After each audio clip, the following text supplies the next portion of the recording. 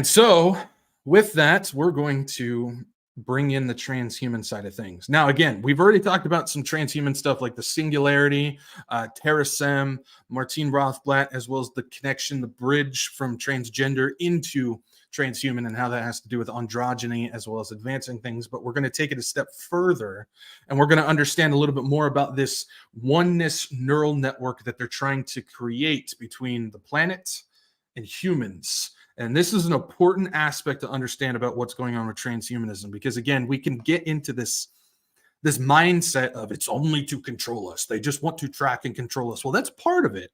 I'm not saying that's not. It's definitely part of it. But there is something spiritual to this that they're trying to accomplish as well. So let's take this trip about the merging of man and machine, and we're going to see just how it affects things spiritually, and how it's rooted in the same beliefs that round back to the Tower of Babel, being gods and all of these as well. Now, it's important to understand Chardin was a major influence on the names of people who have directed society for a long time. Now, this is something I've talked about for a long time. Everybody knows the usual suspects. Oh, George Soros, Elon Musk, Klaus Schwab, Uncle Klaus, and so on and so on. Everybody knows the usual names. But it's these little guys that we've kind of been shining spotlights on that have been directing things behind the scenes. People that they're not exactly hiding, but they don't necessarily want to be known either. And they're doing a good job of that because a lot of people don't know these guys. And Chardin is somebody who sprouted some of these guys. And we're going to talk about that. So Chardin's Noosphere is the collective consciousness awakening of society. Where have we heard awakening before? Man, we see that all over the place. New Age, Hinduism, Buddhism. I mean, we just keep going on and on and on. Even things like political side of things, awakening. Even in the Christian church, awakening, and all these types of stuff. It's there. It's there, subtly hiding in the background. But the noosphere is the collective consciousness awakening of society, and one of the main elements to it was Barbara Marx Hubbard's discovery of it through Chardin's work. She has credited this belief system that she brought upon herself to Chardin's book, Phenomenon of Men, which we actually covered a few of his quotes from that book last week. It's telling, to say the least, how he opposes everything to God. He opposes borders and nationalists. He was a racist dude. He wanted eugenics to create the perfect humans. He wanted to get rid of the useless eaters. This dude is bad news, but a lot of the stuff that he believed in, we're starting to see a lot today, aren't we? All the same stuff. The next advancement in the noosphere involves a new nervous system network for the planet. Okay, what is that? Through the technology of the Internet of Things, that is the new nervous system. So you know how we see everything going on out there that's all being connected under one network? It's creating this one centralized system, pretty much covering the globe right now. That's the new nervous system. All the 5G stuff, they're already working on things like 6G and 7G and 8G and all that stuff. 6G is actually going to be connected to the human body, so they're working on that. I've talked about that as well. But this new network of the Internet of Things, everything is connected. All of the infrastructure of cities and business and churches and the financial system and work and objects, all of the things in your home that are smart, that are all connected to this thing, that is the new nervous system of the planet. And so what they want to do, and we see them doing the same thing, they want to connect the Internet of Bodies, things like brain-computer interfaces, even things like your Fitbit, your cell phone, all of these things that are a part of the Internet of Bodies. It's the technology that connects to this, that's on or in you. They want to connect that to this new nervous system, ultimately creating a oneness of planet and human. You see how this is starting to all come together? So when you have the Internet of Things and the Internet of Bodies, which they're partially connected now, but ultimately they want to combine them fully. And this will be the noosphere that Chardin was talking about. This is something that they've been working on. The merging of man and machine is the merging of consciousness into the new nervous system. This is the next evolution of oneness as well as Christ consciousness. So if you connect humans to a tech neural center, again, through BCIs, brain-computer interfaces, AI, quantum computing, and networking, this will allow oneness and a complete connection between human and the planet. When you begin to establish this network and this connection, you then start to see God-like technology as a result of it. Things like one language. That should sound familiar if you've read about the Tower of Babel. That's one of the things that God said, Babel tongue, scatter you. I don't want you having one language. Well, they're trying to do that through this. They're also doing human design through eugenics and things like CRISPR.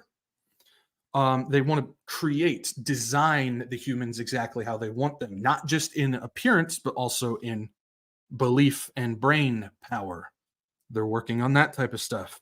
They're working on immortality through nanotech. To be God, you must be immortal. And so they want to create nanotech, which we've talked about this, not in this series, but I've talked about it on my channel, how they're trying to create these things, little nanobots that will just live in you, find out what needs to be fixed, and we'll just start to go to work and you'll defeat aging, you'll defeat sickness, you'll defeat death, and they're trying to become gods.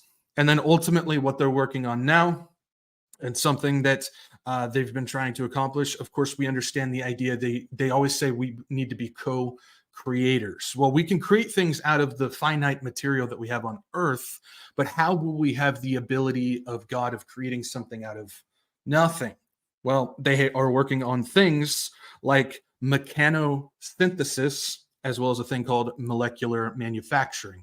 And these things will basically be able to, through little nanobots, create something out of the atoms, basically smash atoms and molecules together, creating a synthesis of the natural and the mechanized to create mechanosynthesis. And basically people will be able to create whatever they want out of the material of just atoms and molecules.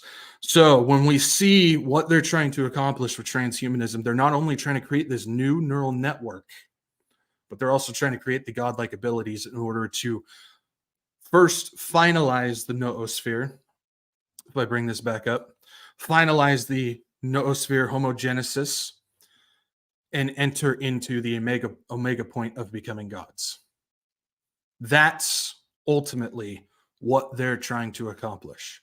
That is the outline of what Chardin, not in so many words, but that's what he was aiming for. But people like Barbara Marx Hubbard and a couple others that we're going to talk about tonight, that's what they designed that we now see happening out there.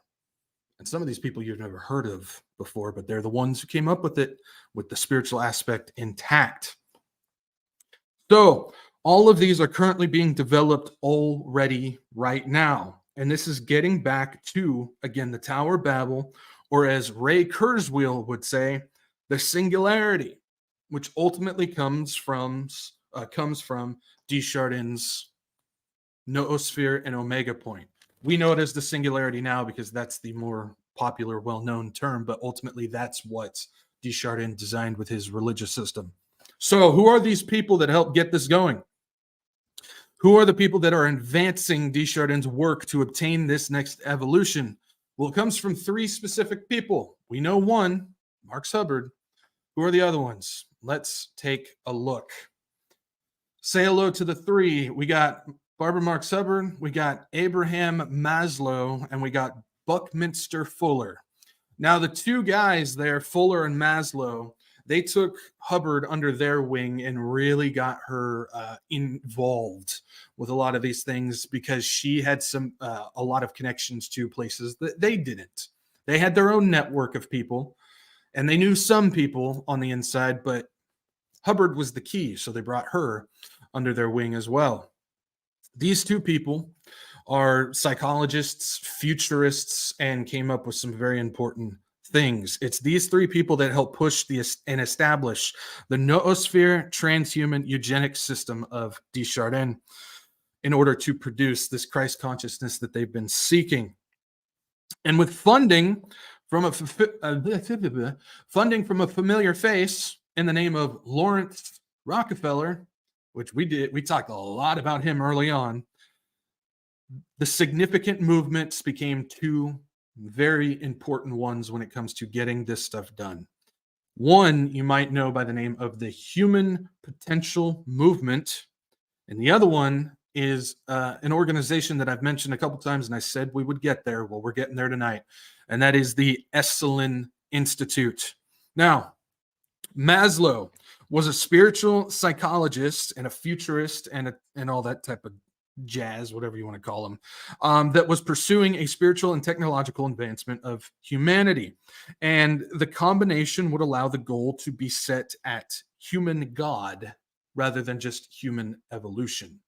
His goal wasn't to, as some of these people believe, just evolve humans to the next step. No, he wants humanity to become God. God-like abilities, God-like powers, be co-creators. And so that was his ultimate goal, not just to bring new things or new knowledge or any of that stuff. He wanted to use those things to push further.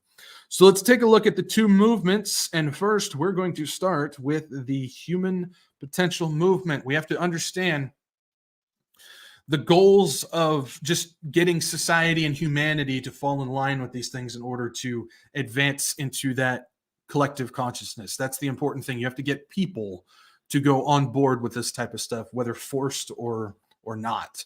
And forced is really how it's being done, because we're going to recognize some of this stuff. So the Human Potential Movement, or HPM, they went public in 1960s. This was being worked on beforehand. I don't exactly have an exact date. I've got various dates that were thrown at me, but I do understand that it went public in the 60s with the goal of the HPM to develop a philosophy and technique built to reach new heights of human potential. Maslow described that every human has a set of basic needs that fit into things like survival, security, and self-esteem, so the psychology of things. So each person has a set of needs that fall in line of those categories, food, water for survival, housing and stuff for security, and then, of course, your self-esteem, have a positive, you're not depressed out of your mind or dealing with anything else like that. So if you can get those things, well, once those are met, then a new set of needs pop up, as he describes, and then you have new goals to be met after you get the basic ones done. Now, Maslow argued that when these goals become met, so you have your first level, you have your second level, when he argues that the next set that comes are ones that extend beyond human potential. This is the stuff where you start daydreaming about being a superhero or something like that. You want the next step that's out of grasp of our human limitations. And that's what he wanted to accomplish. He wanted to get to those goals and accomplish those. So you can see where this is going. The next goal that he set was to reach the next consciousness. That's what he was aiming for. And to understand this, ultimately, the next consciousness falls in line with exactly what we discovered when we went over Gnosticism. New enlightenment, reaching the next evolution, surpassing creation into the level of God. That's what he wanted to create on this. Now, the goal is to build a society that reaches a conscious awakening collectively in order to transform and obtain these new powers. And this is the same framework of Chardin's Omega Point, or Hubbard's Christ consciousness, and ultimately Nimrod's Babel. They're all ultimately trying to reach the same goal. In the end, patterns. The outline of the HPM comes with goals that need to be met for all of society or for the planet. Tell me if any of these look familiar. These are the 10 goals of the Human Potential Movement. And some of these should sound pretty familiar if we've been paying attention to what's been going on. 1 is to meet basic food and shelter needs of all people. And 2 is to limit our population growth. Can't really go into that one on YouTube, but I'm sure you guys understand.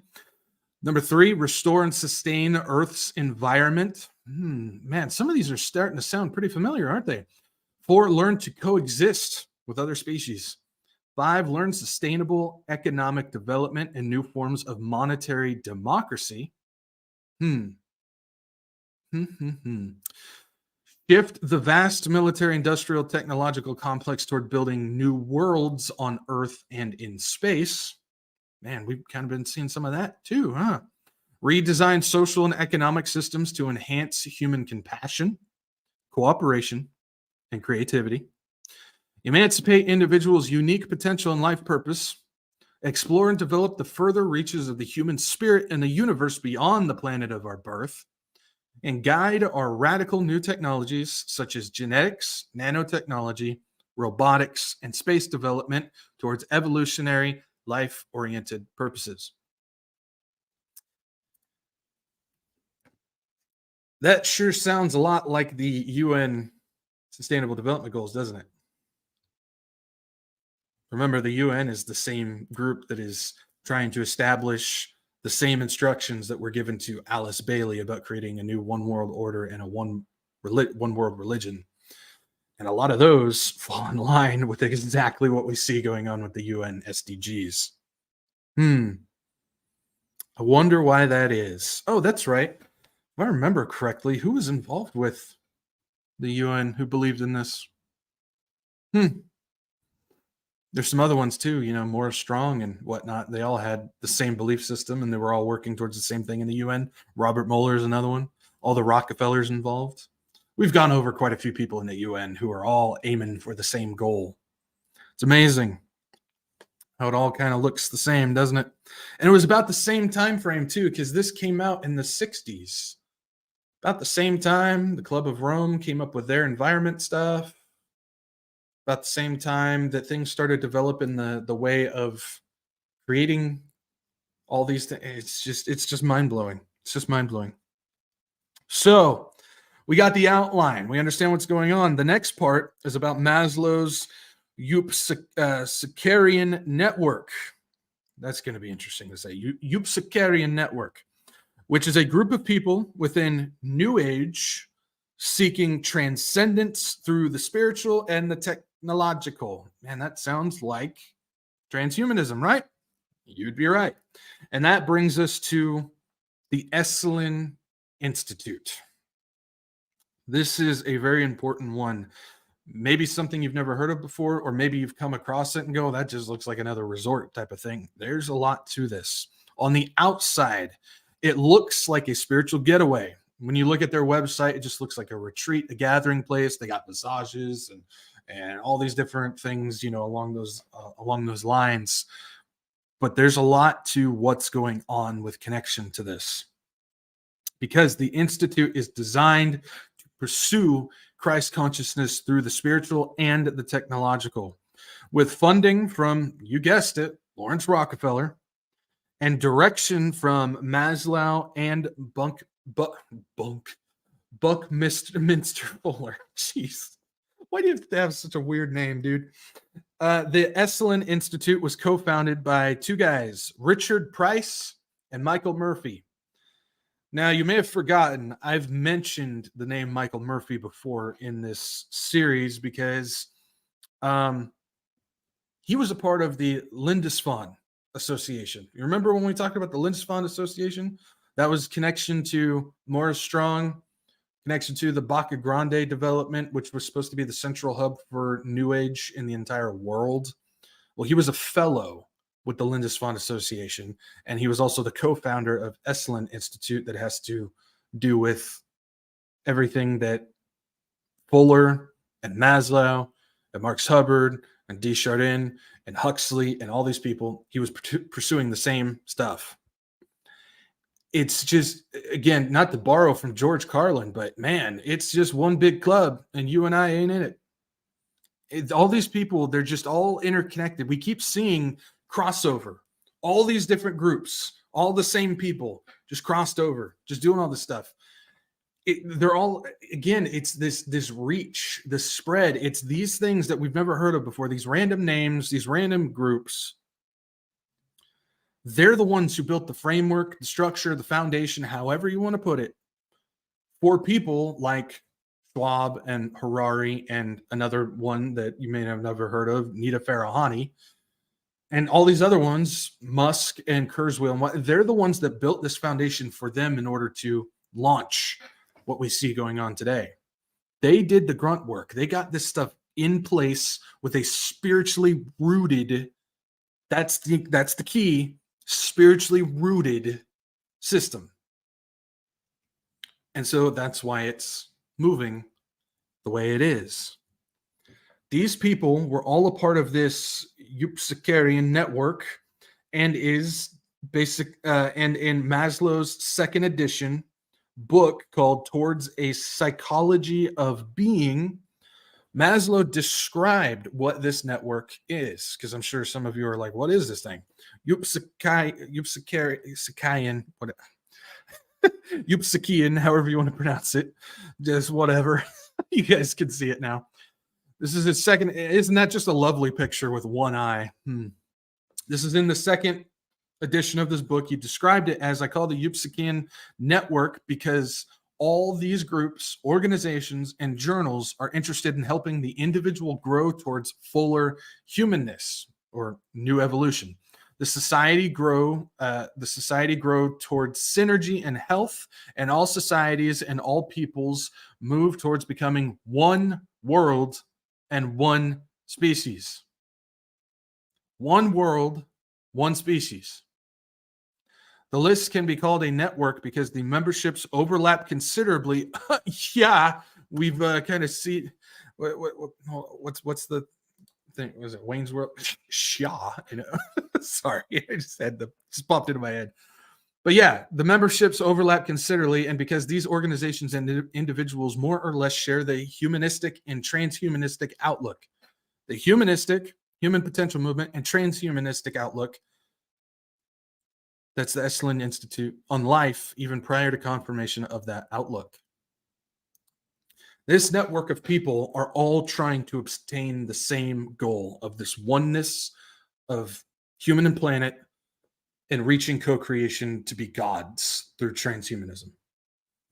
They're all trying to obtain that same goal. And so everything that follows that they're working on, that they're creating, are aiming for that goal. One world, one species, back to Babel. Ultimately, that's it's a pattern. So, what is Esalen? What is this Esalen Institute that talks about being like a retreat if you just look at their website? I had some fun hours in the Wayback Machine to search around and find some things. If we just take a look. What is Esalen Institute? Center for Theory and Research. This doesn't really seem like a retreat type of thing. Well, there's a lot to it. It says the goals of the Esalen Center for Theory and Research span a wide range of commitments, projects, and passions. One of these is the development of a new worldview. Let me read that again. One of these is the development of a new worldview that can make sense of all of this, and a transformative practice that can embody it, since vision without action is lame and action without vision is blind. Under the banner of Toward a New Worldview, which, if you guys don't remember, again, there's a lot of callbacks. So I'm sorry if this is your first time watching this series. You got to go back and watch from the beginning, because there's a lot of callbacks, a lot of names and stuff. A New Worldview is the same paper that we went over that Barbara Marx Hubbard wrote about, where she went over all of this type of stuff. We're seeing it here again. The Esalen Institute is about that. See how it's all intertwined, all interconnected? It's there again. CTR seeks to nourish, I said that weird, nourish, and I don't know, that sounds weird. Anyways, seeks to nourish and support an emerging school in which theory, research, and practice will co-evolve to embody our latest supernature. Wow. If we keep going, what are some of the past initiatives, current initiatives that they got going on with this? Well, past initiatives says for half a century, Esalen has initiated new areas of research, theory, practice, and action, all of which have fostered social change and the realization of human potential. These initiatives are often unfamiliar even to people engaged with Esalen. Think about that. These initiatives are often unfamiliar even to people engaged with Esalen. Even some of the people involved with Esalen don't know about some of the stuff that they're doing. So I wouldn't expect us to know much about it either. Let's keep going. Take a look. Current initiatives. This one is telling. Current initiatives include extraordinary human capabilities research, practices and theory, citizen diplomacy projects with Russia and China, food reformation, and working to create peace among three Abrahamic religions: Muslims, Christians, and Jews. Wow. There's a lot there. Food reformation, Russia and China, unification. Three specific religions. Now, isn't there something about like an Abrahamic family house where they're trying to combine? Kind of fascinating, isn't it? To expand upon some of the initiatives, because there's a lot there to go through. Some of the ones that they talk about is expanded shamanism practices for psychological healing and spiritual growth. We haven't gotten into shamanism on this, probably not going to. I suggest go watch Billy Crone's series on shamanism. I suggest that. Quantum physics, connection to consciousness, about what does the quantum physics and quantum field have to do with human consciousness. They also talk about superhuman evolution and sustainability revolution. Now, where have we heard that before as well? Oh, that's right. The UN sustainability goals. What about the partners of the Esalen Institute? Well, they've got a couple of organizations that they have partnered with. I just picked a couple that were quite telling. We've covered some of this. First off, you have the Wellbeing Project, which is connected to the Fetzer Institute. Yeah, we did an entire thing about the Fetzer Institute and what that has to do with the SEL curriculum and what they're trying to aim for. Yeah, one world religion. Again, a lot of callbacks. If you haven't seen it, go back and check out some of the other parts of the series. And then Wisdom 2.0. We actually just talked about that. The Esalen Institute is connected to Wisdom 2.0.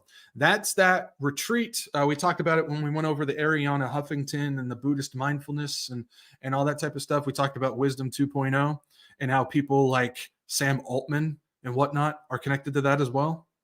What's Sam Altman working on? AI, right? Universal basic income, right? World coin and world ID. Fascinating. Fascinating, isn't it? Yeah. How about some of the people? This is pretty revealing. How about some of the people who have been a part of the Esalen network? These are people who have helped influence, design, or teach at Esalen. Who are some of these people that are connected? I just picked a few that we'll recognize. First, you got the co-founders, Michael Murphy, Richard Price. There's Buckminster Fuller. Aldous Huxley, Julian Huxley's brother. He's connected too. Deepak Chopra. Yeah. Jean Houston. There's one that we've really seen pop up a lot. Now, again, somebody that a lot of people don't pay attention to. She's involved with everything. Eckhart Tolle. I brought his name up in the very beginning of this series. We haven't talked about him yet. I plan on it, but again, I'm working on a bunch of stuff, so we'll see. Jack Kornfield is one that we've seen connected to things like Club of Budapest and some of these other things, the same ones that Gene Houston's connected to. John Cleese. But every time I see John Cleese, he's out there talking about how, you know, those leftists, all those leftists. Well, John Cleese is also a part of the CAA, which I've done a thing on that and how that's connected to the CIA. Not everything is as it seems, people. And of course, you got Oprah Winfrey. That shouldn't be any surprise there. There's other ones in there. You'll find a bunch of people who are connected to computer engineering, religious leaders for like Buddhism and so on and so on, and people who are involved with the development of psychedelic drugs as well. Part of that is connected to the psychedelic drugs tapping into, you know, the different dimensions, different mindsets, trying to reach that. They're using all of these things to try and accomplish this. Those are some of the people connected, though. Really shouldn't surprise us at this point. Another one involved, which I didn't put on there, is a guy by the name of Willis Harman. Another callback. I mentioned that we'd be talking about this guy as well. Well, here we go. We're talking about him again. Harman created an education system called Citizen Education in the Future. And a lot of it is the injection of trying to advance human potential through some of these goals that we talked about in the human potential movement. He was a part of that creation as well, which is basically a navigation paper to help direct society towards it. So there's another injection into the school system, into the education system on that end. Then Harman also, if you remember, was the co-founder of the World Business Academy. We talked about that. Talked about how people like Irvin Laszlo, Deepak Chopra, we got Harman, as well as Barbara Marx Hubbard. They're all a part of the World Business Academy.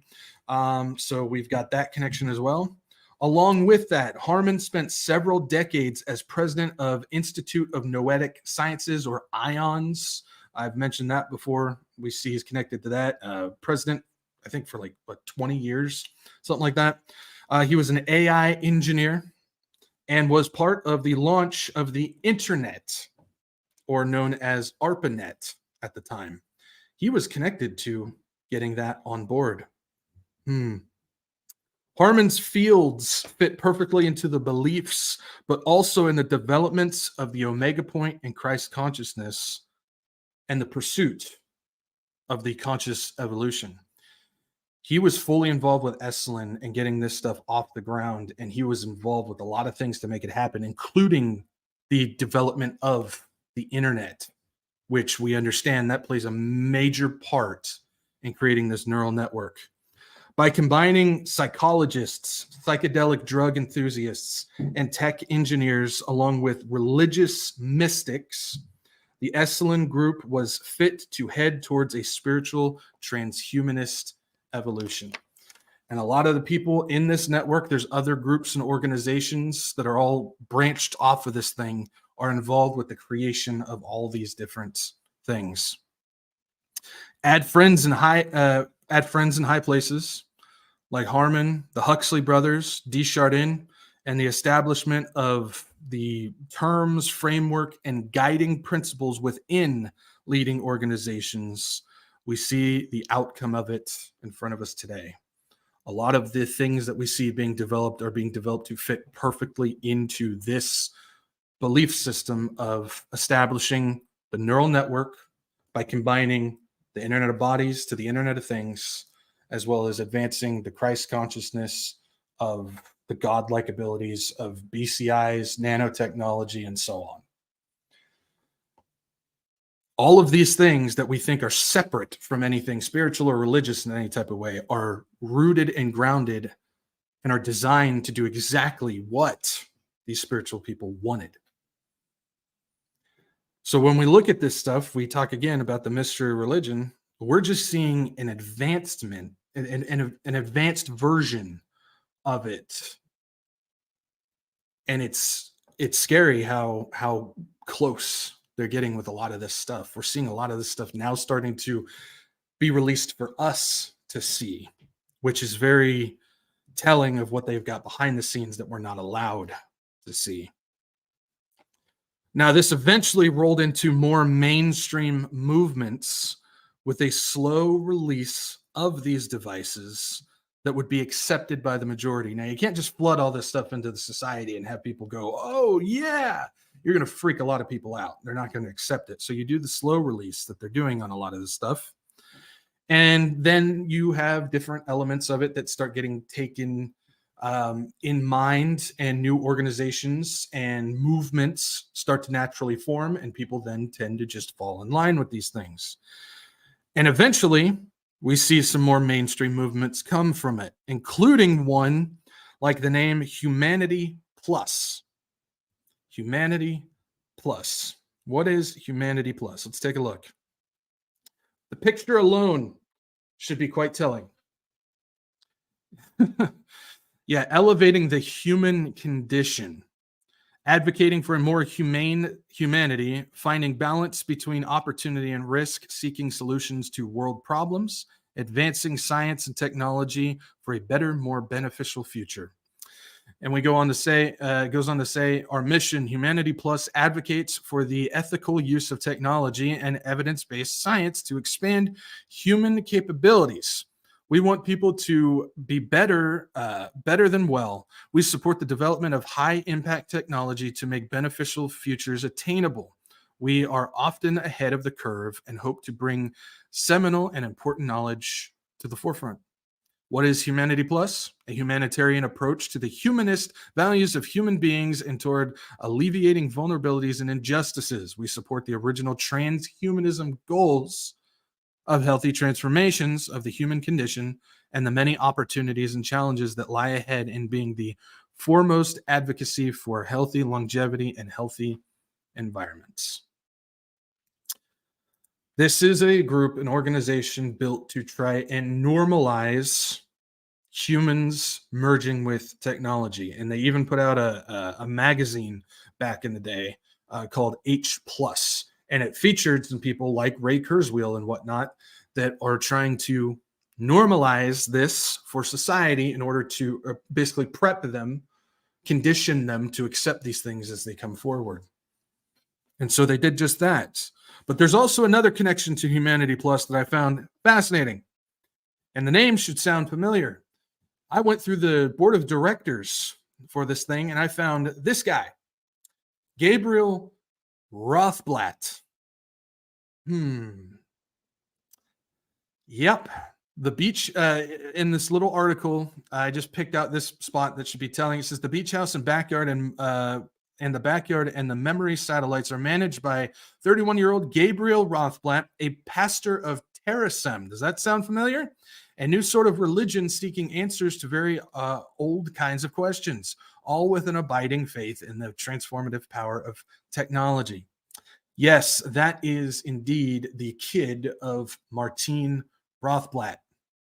We did an entire thing on Martine. If you don't remember, Martine Rothblatt being the one behind the UN Transgender Bill of Rights, the creator of Sirius XM, associate of Ray Kurzweil, part of NASA, and the founder of Terasem, the religious organization with the goal of transferring human consciousness into a thing called mind files for when they then develop futuristic robotic bodies. After your old body passes away, they can upload in their mind your consciousness to that robot and live forever.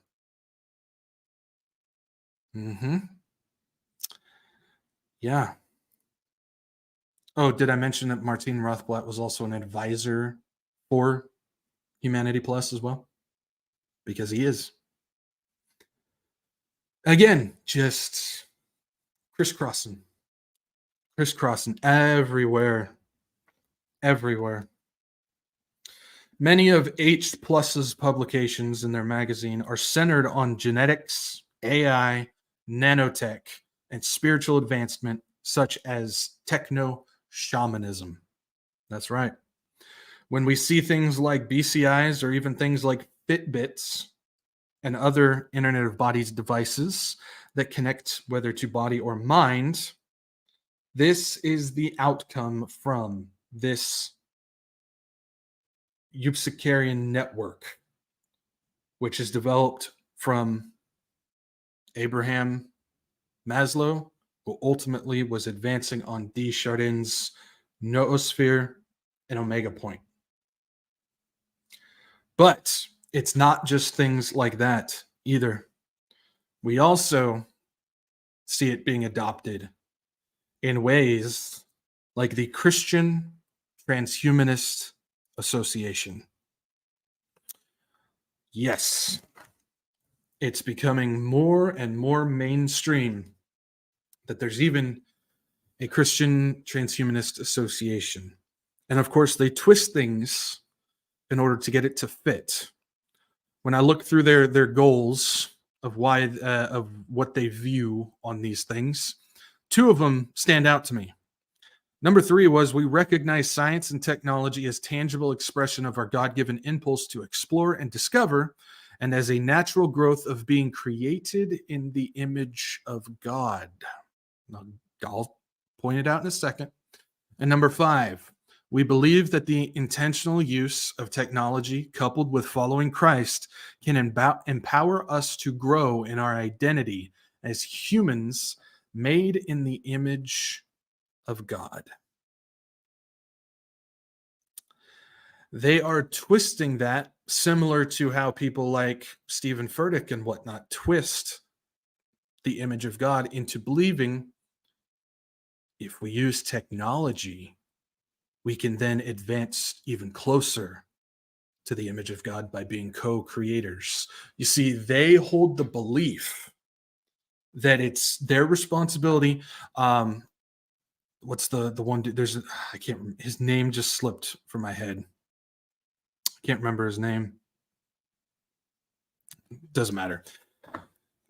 See, they believe that it's their responsibility, that God gave them this technology in order to then pursue and reach new levels and join him on his level. It's kind of the same way that the NAR church takes out of context the saying, the passage of as it is in heaven, so it will be on earth.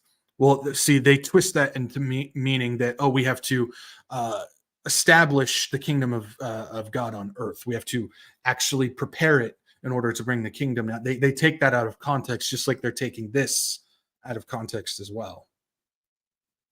When ultimately, it's just another pursuit of what the demons, what Satan, what mystery religion is guiding them towards, back to Babel. Well, we are gods, so let us build a tower in our image. They're doing the same thing with technology now. There's also another one by the name of the Church of Perpetual Life. Now, I did a pre-recorded separate video on this, but this definitely pertains to what we're talking about. And their goal is to obtain immortality, to become immortalists. There we go. I can say it. This is an entire church organization built from people of different religions, all of them being futurists. It's an actual thing. They have a Sunday service.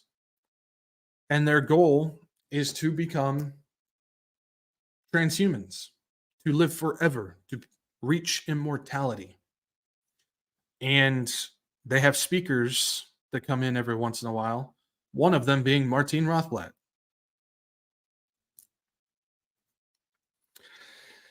Seeking immortality and godlike ability has been and still is rooted in mystery religion. Again, we see so much flashing across our screens when it comes to the technology side of things.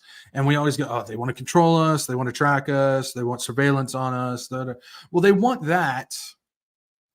But when you look further at what this is truly rooted in, we see what they're trying to accomplish. Everything that was planned out by D. Chardin and Maslow, Fuller, Barbara Marx Hubbard, and other ones, this neural network, this oneness of human and planet, and advancing to godlike ability through technology, is all rooted in the same thing that we see when we read about the Tower of Babel. One planet, one species, one religion, one language becoming gods. It's all there. And they're trying to do the same thing just now in the 21st century. And they're using things like the human potential movement, those goals that look oddly familiar to the UN sustainability goals. We're seeing the pursuit to Babel through this technology, unification of people and planet with a collective consciousness, a tower of enlightenment and evolution. Most people look at this stuff as just another way to control. But there's a lot more to it than I think not just us, but even people who are doing it realize. Because if you, again, read when we look through the Esalen initiatives, they even say some of the people in the Institute don't even know what these initiatives are or what they're aiming for. But they're still working towards it. They're being led by something spiritual. It's a mystery, isn't it? There's a lot more truth to what we're told when it comes to spiritual warfare than we truly realize. Just like I think that we don't truly understand what's going on with deception either. We talk about it all the time. It's just, oh yeah, just more and more deception. But usually we say that to the most obvious things that we see out there. But the more it's like an onion. The more you just keep pulling back layers, the more you realize, wow, I'm wrong about everything. It's crazy. And the same thing goes for spiritual warfare. What we think is just technological advancement for technocrats to place their thumbs on us. There's a lot more to it than I think we realize, than I even think they realize. You want to talk about spiritual warfare and deception. You can't get much more deceived than pursuing the same exact stuff of this without even realizing it. That's them. Again, peel back another layer of that onion. So I guess the biggest thing that we can take away from this is we have to recenter our minds when it comes to this stuff first of all, I certainly hope everybody's clinging a little bit harder to the garment of Jesus at this moment in time. But at the same time, the reason why we're doing this series is that we can use this information to warn people, because there's a lot of people, whether they know it or not, even if they don't believe fully in all of this stuff, they may believe in some little element of what we're talking about. We can use this information, this knowledge, not to win a debate, not to act smart and like, oh, you see all this, see, I told you so. No. Present it in a loving way and go, do you see what this is all a part of? So you can counter some of what they believe by saying, hey, take a look at this. You see what this is? And show them. You either have to have been living under a rock or actively choose, which a lot of people do. I understand that. Doesn't mean that we still don't try, but or actively choose to not see the dots of how this is all connected. It is obvious once you see it. And you'll probably get a lot of pushback, but you know what? Our goal is plant the seed, give them the truth, let the Holy Spirit go to work. So when we come across some of these people that believe in this stuff, we have counters to it. Don't smack them over the head. Don't do that. That doesn't do any good.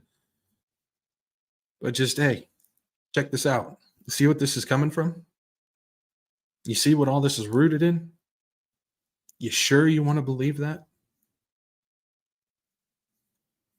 And that opens up the door to give them the most important part, the gospel of Jesus Christ.